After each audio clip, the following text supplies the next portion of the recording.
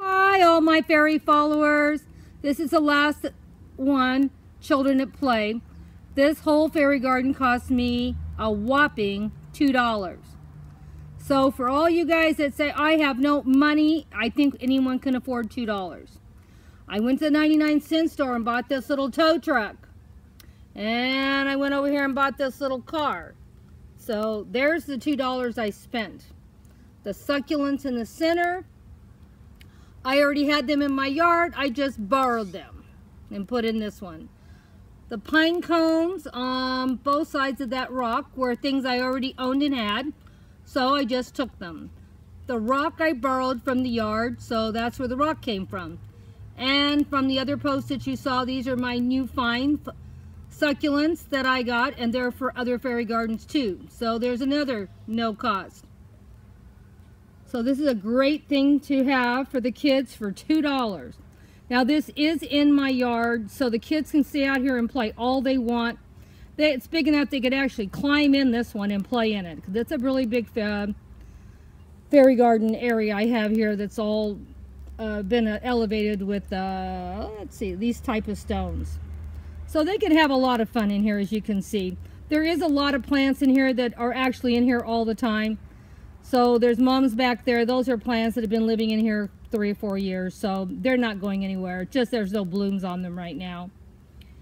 And the plant that's way there in the back, another plant I stole from another fairy garden.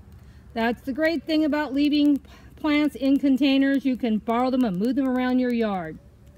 Uh-oh, my pine cone fell over, I just noticed. Oh well. At least you get an idea what you can do for a couple of dollars. You don't have to spend a lot of money. Children have so much fun.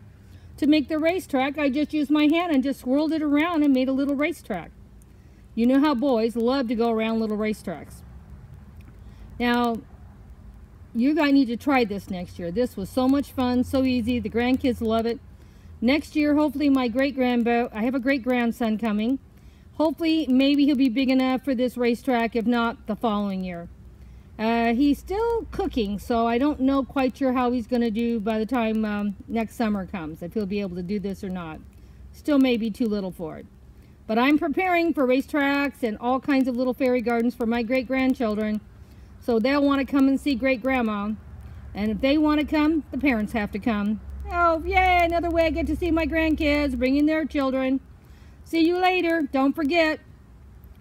Go down to the bottom. You know I can't say that word. Anyway, let's go down there. Click on you want to follow me. Grandma is old and her mouth doesn't work properly. And you're going to see a little tiny bell right next to it. And on that bell, you push that. Then every time I have a new post, you won't miss any. And you know, I do something almost every couple of weeks, so we don't want you to miss anything. And sometimes I might even do 2 or 3 in a week. So, you know, I don't put these up on my own. I make them on my own, I talk on them my own, but my grandchildren actually put them up. So you know what I think I'm going to do? I'm going to leave some dead space at the end of this video for my grandson can type on there what you need to do, since Grandma can't say the word.